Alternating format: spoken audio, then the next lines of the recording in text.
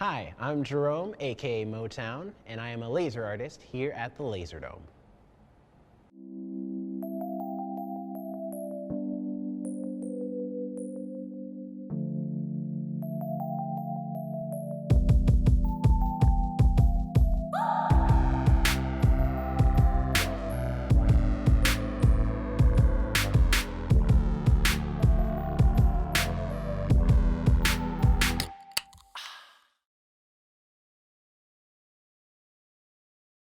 Sure. So originally, the Laserdome was built for the World's Fair. In fact, it wasn't even called the Laserdome. It was called the Spacearium, and it was used kind of akin to something like the Cinerama, where it was used as a theater to project movies and stuff like that.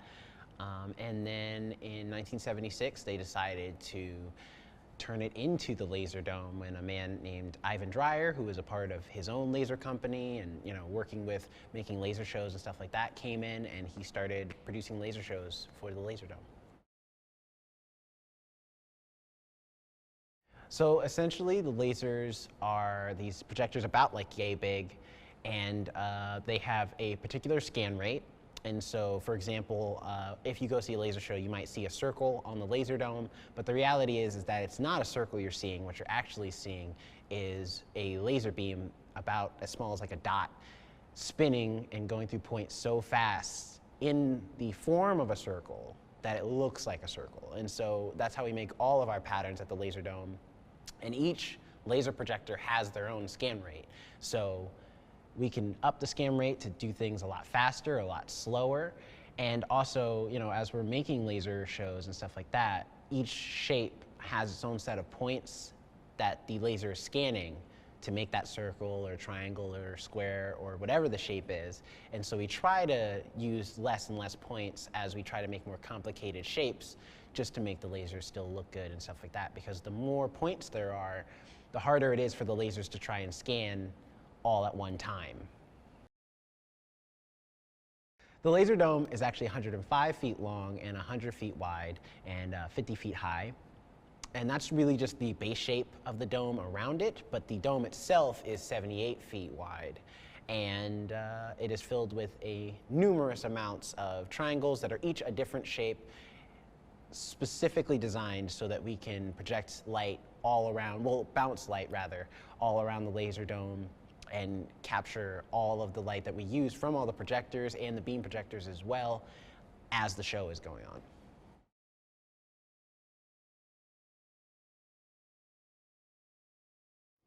on. So we have a couple. The main version is just our standard laser show, which is normally a certain artist or genre with some laser lights to go with it. So artists like Beyonce or Sia, you can see a laser show themed to their hits and their music and things of that nature. But we also do live shows as well. We do live shows and live performances with bands, sometimes with DJs.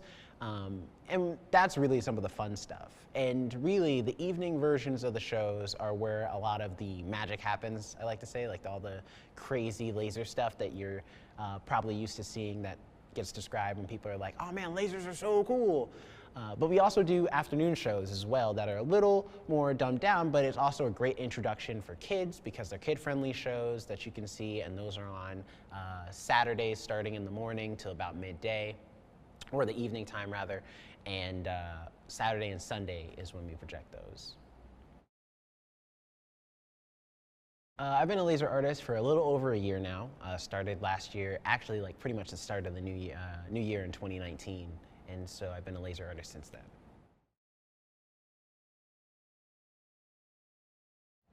So originally, when I first started working here at the Pacific Science Center and working with the Laserdome, I was just an usher. So I would bring people into the shows, and I'd never seen a laser show before. It was a very brand new experience, and I just immediately fell in love with it, just because as a person who appreciates music and also appreciates visual mediums, it's like something I've studied in college and so on and so forth. It's just a great fusion of the two. And so for me, it was just a great experience and a great thing to witness. And so eventually, in about late 2018, we had a laser artist who went on to a different career path. And so with that opening, I was like, now's my time, you know? So I applied and became a laser artist, and it's been a great experience. And I'm glad that I can now be a much more involved part of the laser experience, past just letting people into the door. You know, I get to create shows and perform shows and stuff like that, and it has been a fantastic time for sure.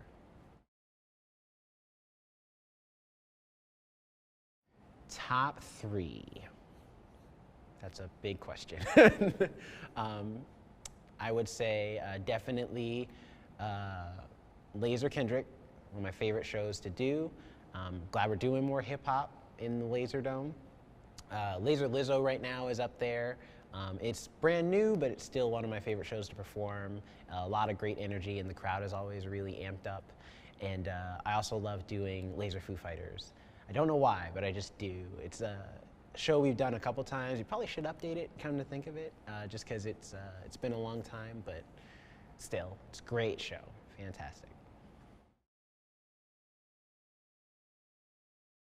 I would say the hardest part doesn't really come from the laser side of things as more as it comes from an outsider perspective, because you know, we say all the time that the laser shows are a live performance, it's a live experience, and so we say that because we want the audience to really feel like this is the closest you're ever going to get to going to a Beyonce concert or going to a Sia concert or whoever the artist may be. And so I would say the hardest part is getting them to kind of acknowledge that, because you know, people are very shy and awkward, and so for some people, they won't clap unless they see somebody else clap, and they won't cheer unless they see somebody else cheer. And so getting that one person to be like, oh no, I'm having a good time, I'm gonna clap it up, and they start clapping their hands or they start yelling or whatever the case may be, that's like half the battle. Because after that, once you get that one person who's not afraid to express themselves, then other people don't feel so awkward about expressing themselves, and they're like, oh snap, she's clapping? All right, I'm clapping too, let's do this. And they start clapping, and then it just unfolds out.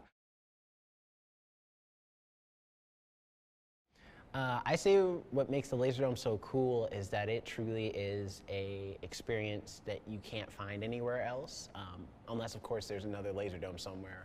As far as I know, Pacific Northwest, come over here. But it really is a unique experience. It's so different than going to your average live concert, and also so different than going to your normal just venue to just listen to music, especially with its visual aspect. It's just so much to it. And then on top of that, adding the performance aspect of the laser artist performing the show at the same time is just something that you can't replicate very easily anyway.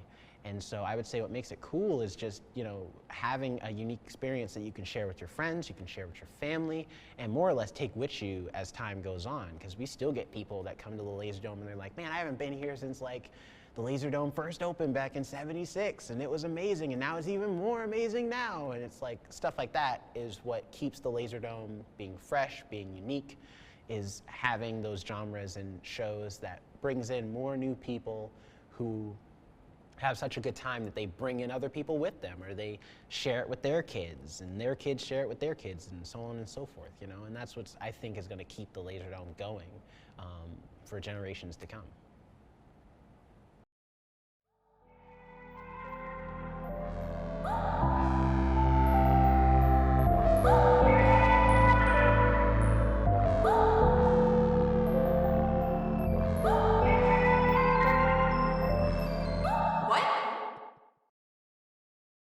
This has been Jerome, aka MoTown, from the Laser Dome, and thanks for watching.